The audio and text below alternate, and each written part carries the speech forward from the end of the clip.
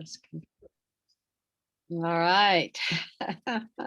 Well, Mukara, I am so excited to speak with you here, and let me give you a little sort of intro for you, but then also for the members of my programs, that just to sort of clarify the intentions here. So, as part of the Ring of Fire, which I've shared with you, is a practitioner program, training and support program for coaches who work with men specifically. And we're in month 5 of our 6-month journey, or month 4 of our 5-month journey. And honestly, one of my favorite parts of the program so far is getting to do interviews with a handful of truly masterful practitioners from a handful of different backgrounds and different applications of their work. And as you can imagine, part of the focus of our program is the intricacies of working with men. But I think we're all way past the point of thinking that that means something necessarily, right? Yeah. So and for everybody listening, I was introduced to Mukara about a month ago, I think, 4 to 6 weeks ago, from Cherie Healing. She was another one of my interviews, so the folks are familiar with Cherie. And I just feel incredibly grateful to to know you, and to be able to work with you and learn from you. And I feel I think the appropriate level of humility. I feel like kind of a young buck in some ways, in terms of the work, and I've always really purposefully, but also organically, found mentors to learn from, and I already consider you that. So so what we're here today to talk about is the human transformation that is possible, and particularly, Mukara, you've a lot of some of your branding, and a big part of your work in the world has been enlightened feminine leadership. That's the phrase, right? Enlightened feminine leadership. Yes. And I'm so excited to open that can up and hear you and applied to women in the workplace, in their lives, in their homes, in their love life. But then we get to explore beyond that too, and how that may have an impact on the men that my clients are serving, and the rest of the world. So will you start us off? I mean, I could try to give a little historical background on like where you come from, and what you were like, your journey, but would you give us a short bio? Yeah, I'm happy to do that. And what I want to say, Dan, is that when I first learned of you and learned of the work you were doing with men, it's like my heart started to sing, because I know that it's work that has to be done. And it's almost like, I think, you and I have been playing in our own sandboxes, and now we're looking at, okay, well, what's next? What else is possible? And so I'm really excited, and I have butterflies actually, and as we begin this conversation, because it feels to me so essential that we begin to look at what is the bridge. How do we strengthen, how do we ennoble the masculine in order to meet a feminine that has healed some wounds and doesn't have any longer the need to do such I don't know, such war making and attacking of the masculine. So know that I'm all in for this conversation. And just to say a little bit about my background, I am a certified Hakomi trainer, and I've been that for a long time. And I think the methodology of Hakomi, which is really about increased self-awareness, using mindfulness, using more and more the maps of the understanding our somatic intelligence, and also understanding of trauma, and how the dysregulation of trauma skews our ability to be in relationship, to see clearly, and that the state that we're living in, I feel like we're all swimming in a soup of vicarious trauma. It may not be happening to you right in this moment or to me, but if I watch the news anywhere in the world, it's happening. And vicarious trauma is a real thing. So, with that as a background, I've taken the maps and the training. I did the first training Peter Levine ever taught on trauma, way back when. And but I'm really now looking at what are the steps to take to bring this increased understanding we have of what is essential for transformation. How do we show up, grow up, wake up in ways that support relationship? Mm. And I'll just pause and say, does that make sense to you? Am I do you Oh, understand? I mean, yeah, Uh, you're hitting the yes button. Yeah. okay, good. Because I think that, you know, um, one of the most important things of my work has been, and I'll tell a little story about this. I think it was it 2010? It's been a while, maybe 2012. Anyway, I heard this myth, and it was just what it was basically saying is that we were ending 20,000 years of male dominance, Mm. and we were welcoming 20,000 years of feminine prominence, not Mm. dominance, but Mm. prominence. And so this shift from being subjected, being Mm. less than, to having more of a prominent role is what I think my work with enlightened feminine leadership has been about. Like, we had to come from pretty far behind. Yeah. Yeah. And we had to do a lot of self body remembering and waking up. I am the I amness of the feminine. And so my work really has evolved to a three-level process. And the first part of it is really helping women to drop into their bodies in a deep way, a way that really it creates a kind of awe. Yeah, Yeah. that, oh my God, really. Yeah. And in this first level, we do a kind of ritual, which is very simply a bowing to life and Mm. to what life offers. And from that, a commitment to orient around life affirming values that are both for men and women, you know. Just to name it, I got such a huge upwelling of tingles and energy and emotion by just that Yes. image of bowing to life. That Yes. moves me deeply. Yes. And this, I think, allows this move of the feminine into prominence to have the right relationship to all there is. Yeah. It's not like we're sitting on the throne with a crown. I mean, that's not a bad idea, but it's more, I bow, I Mhm. honor, and I commit to serve.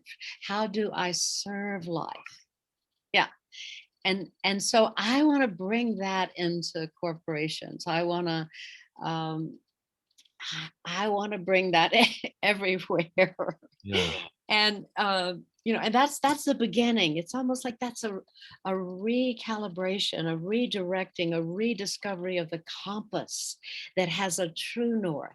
And it is about service. It is about, I honor life and I accept what life has given me. In this lifetime, I'm in a female body. You're in a male body, but it doesn't have to be limiting. And it certainly doesn't have to mean that I'm better than you or you're better than me. I feel like this curtain was just pulled back, and I feel like you just put the most beautiful words to exactly what I've been doing my best to bring to men for the past 18 years of my life.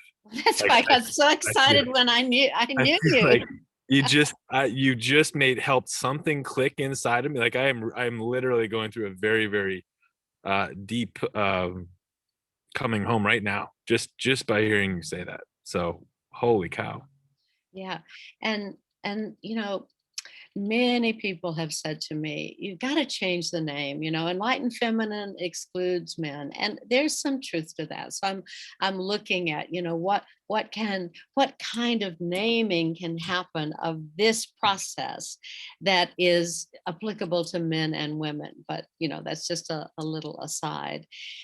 The second part of my work with women is really about this balance between, I'm curious how this will land with you, but I think that in order to be an effective person in the world after I've bowed to life, that Mhm. I have to have a deep sense of belonging in the collective Mm, and my autonomy.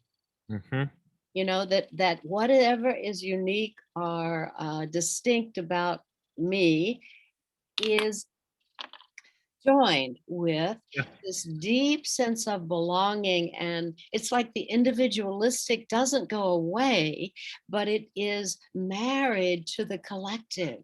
It is married to this deep sense of belonging that I think is essential for us to have, to be the fearless beings that we're capable of being.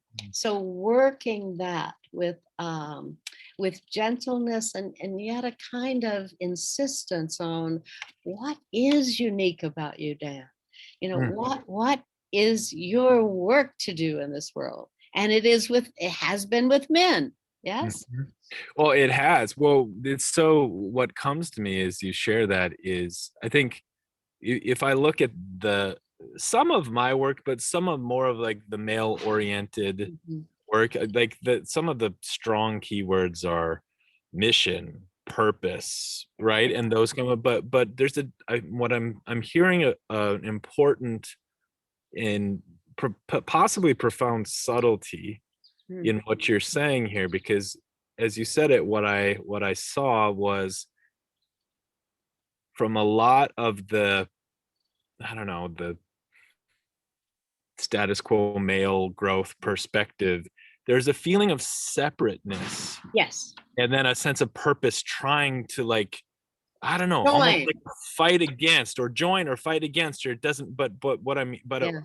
that the to go about that from a place of belonging is seems different Yeah. and interesting. Yeah. So that's, yeah, I think that's, and yes, personally, yeah, I think what's unique about me has very much been uh a deep feeling since like very deep feeling from day one, a deep spiritual urge, Mm. a deeply established love and connection with nature, and Mm. the unique life path of having spent half my waking life with just dudes in growth settings, right? Like just like what I've been doing. Yeah. Yeah. And but it's so aligned with what you're saying about the God, all we like what I've been saying this week more than anything else I've said this week is just the recognition of how badly men want to serve and be a part of and do something that means something in our world today, and in this moment of like really real confusion and alarms going on, Yes. it's really getting strong. Yes. Yeah. Yeah. And I can feel the truth and the authenticity of what you're saying, that this has been your journey, and you've really pulled back the curtain for other men in your work to see that another way of being is possible. And this being opens the door to belonging. I don't know if I think we may have talked about this before, but I came across an article about the results of the Harvard Divinity Mhm, School's mhm, study around this crisis of meaning, And they came up with three things that they said can be the anchors as we go forward. Three things that have to happen to reestablish a sense of meaning that is proper for these times. And the first is that we have to have access to awe, but they framed that as that our minds and hearts can go beyond what is right in front of us, that we have access to the larger. Yep. And after that, the beyond, they said that it is also essential for us to have some sense of belonging, that it was key to the crisis that we're in. Yeah. And then Yeah. the third thing that they say will help us reestablish a ground of meaning is that we have to have some sense of becoming. What Hmm. are we becoming? And Yeah. I think you and I are inviting our clients and the people we work with to engage in those three things. What is the beyond? What is the belonging? How do we support that? And what is the becoming? Who are we becoming? So I What a wild, what this conversation at this moment feels so alive. The feminine and masculine, what are we becoming, right? yeah, Like, right. and how do we belong? How can we, And because I how do think we that is part of it. belong? Exactly, right? Yeah. And I don't, I do you is one, do you have a sense, is there any linearity to that, or is it, do you need to belong in order to become, or Well, I think you do need to belong in order to become, and especially to keep the becoming in the evolutionary sense. Like Mm, it's not a done deal. Yeah.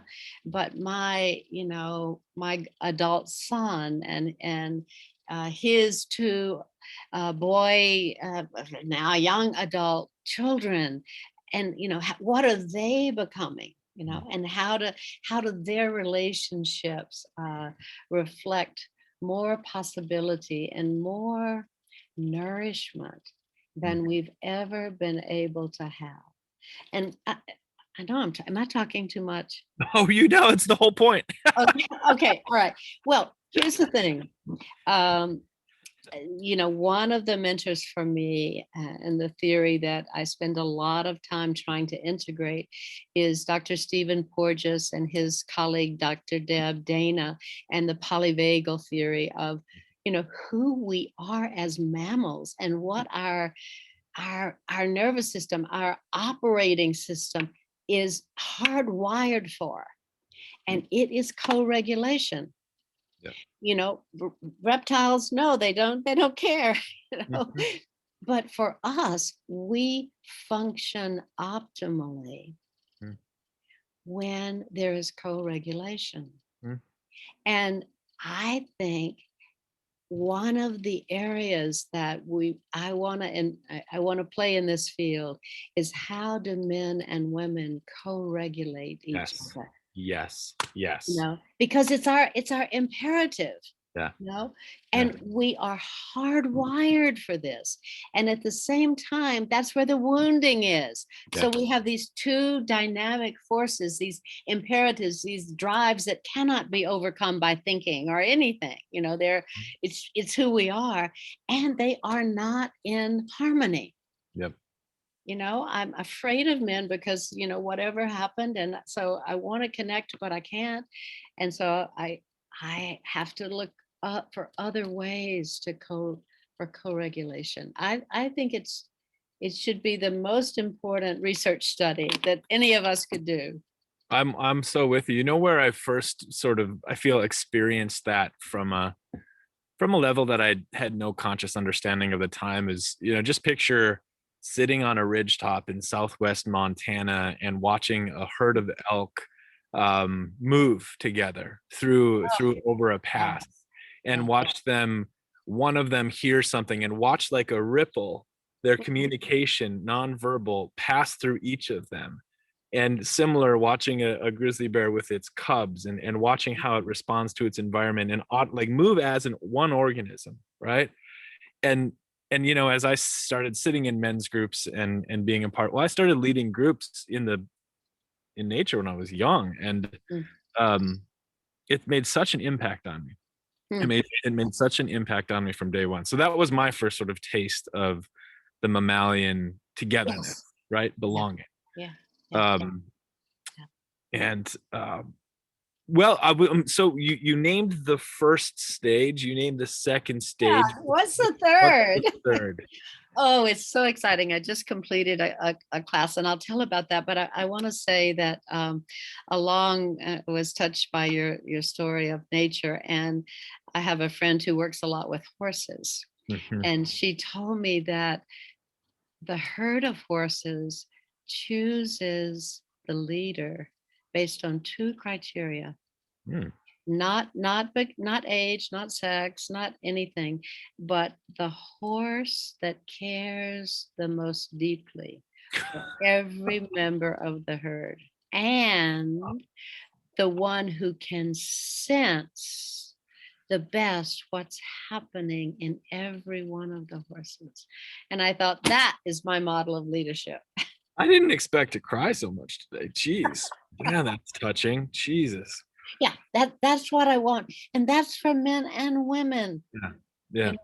I want any, if I go, Stephen Porges is so, I mean, you listen to his voice and I just melt. It's And true. It's true. Isn't it? Actually, I got a call from a random friend that I haven't seen in 10 years who literally said, Dan, you need to watch Stephen Porges' videos and just watch. yeah, I'm yeah, like, just, okay. Okay. I yeah, will. yeah. And he does what he's talking about. Now, his first book, I had to just, it was by a PhD for PhDs, and I would put it under my pillow at night and hope. But there have been subsequent things that are really, all the videos are worthwhile. But the third level of how I'm working now is the fruit of the first two, and it's really about working with each person very much in depth and using the whole group to help clarify what how this individual can offer their gifts to the world. Mm. And I say there is nothing too small and nothing too large. You can say you want to be president of the United States, or I had one client recently who said, I want to figure out how to rest. Mm. And that was how and I want to teach other people it's okay to rest. And and that's how, that Mhm. was her project. But it's magical because it's the direct experience of our interconnectedness. But Mhm. each member has a role and is offering feedback, and so there's this experience of the power of collective intelligence happening in the moment. And I tell you, the magic that happens from these things, it's like it blows me away. This one very professional woman, great job at a good company, I won't name the name, but anyway, she was ready to move on. And she'd been looking and looking and looking. And a week after she did her process, she got that job. She got the job she had been wanting. Now, I mean, is that coincidence? I don't think so. Yeah. I think something clears in the field. Mhm. So it's very satisfying. And I feel like the the third level is serving life, and it's modeling exactly the principles that we've been talking about today. That's beautiful, and I'm right there. I know the magic, and that's what's I feel like I've been riding on that, or not. That's not the right. That feels like more of a domination type verb, but I've been participating in that magic, and it's compelled Mhm. me throughout my adult life. Um, I don't know if I shared this with you, but maybe I did. But the moment, actually, I'm curious if there's one for you. But the moment where I was all in was one of the river trips I led. I was probably 24. It was a group of young men, probably seven of them, 16, 17, 18 years old. And then their dads all came out on the trip for a week. And we floated rafts down the Clark Fork River in western Montana. And it was probably 3 days into the father son experience that the first real break in process happened around a fire at night, and this young man who I cared about, still care about deeply, felt safe enough and was guided to basically fall apart in his father's arms. Mm. And the amount of separation and resistance between, like, it's a dynamic I've seen a lot with fathers and their sons, which is we love each other so immensely, but there's just this impenetrable thing, and we don't know how to say it, and we don't know how to show it, and we don't know how to feel it, and so we're just separate. But this was the first moment where that just came together, and the love that like was released. Mhm. It's still, I really do feel it's animated much of my impetus to serve and to be a part of things, um and so that's a very, that moment was a very father son, two males healing, opening. And you know, as you share the three levels and as you share this core work, it is very apparent to me that it's human, it is fundamentally human. But Mhm. I am curious your perspective on men, women, non-binary, the whole, like, and is Mhm. it, yeah, I guess I'm just curious what you see as differences that we may be honoring or may want to Mhm. be honoring. Yeah, it was a beautiful story. I could feel it. And, I also offer classes for mothers and daughters. So I think we're the mirror Yeah. image of each other. Yeah. Um, I, I would have to say I think it's in process, and that we need to attend to every possible combination. Mhm. Yeah. Mothers and daughters, fathers and sons, grandparents, and what is the role of the ancestors in this process, and who is the possible human that is coming forth. And I'll maybe end with sharing that a very personal story, and I know it's motivated me all along. I was an only child, and my mother. It was years ago, and there was no support, and she had been raised in a very religious Baptist family. Her father was a Baptist minister. Anyway, she was diagnosed as having a disorder, manic depressive, and she was hospitalized against her will over and over until I became an adult. And I said, this will not happen anymore. But I think growing up, I knew that I wanted to create opportunities for women to feel support Mhm. and to not have the oppressive sort of status quo about what women could do or could not do. And I've made that a part of my purpose, and I can feel my voice quivering a little bit. I always do if I tell the story, but it's something that's unshakable in me, Mhm. and I will do my part. Mhm. My essential will is committed to this service. And now I feel like I'm opening to that. A part of my service now, it's probably going to be finding ways to include the awakened masculine Mm. as like the next evolution of support Yeah. for women. Oh, So I don't even know what else to say. well, let's just keep going, huh? Let's just keep. I'm glad we have the Yeah. chance to work together, Yeah. and it's been wonderful to talk with you. And I take great. It's almost like I feel I take refuge in the work that you're doing. Mm. It's holy work, and I, yeah, I'm grateful. I couldn't appreciate that more. And I that's this, so the audience for this recording are people who are taking that helm on. You know, they're taking that on too. And so I really deeply thank you for sharing this. And um last, like, spit like quick fire round, last question. So, you know, a group of about 20 individuals will hear this, and they're in very different parts of their career. Some of them have a fully established practice in business and they're doing great. Some are just getting their first work in. Um, it sounds like, I mean, what you just said is there's that unshakable doing your part. And I was going to ask you, if you could say one thing in either straight talk or encouragement, or what it takes to walk the path of service in unique ways, um, Mm. but yeah, if there's anything that would just help people either be comforted or willing to keep going. Yeah. I think what arises for me is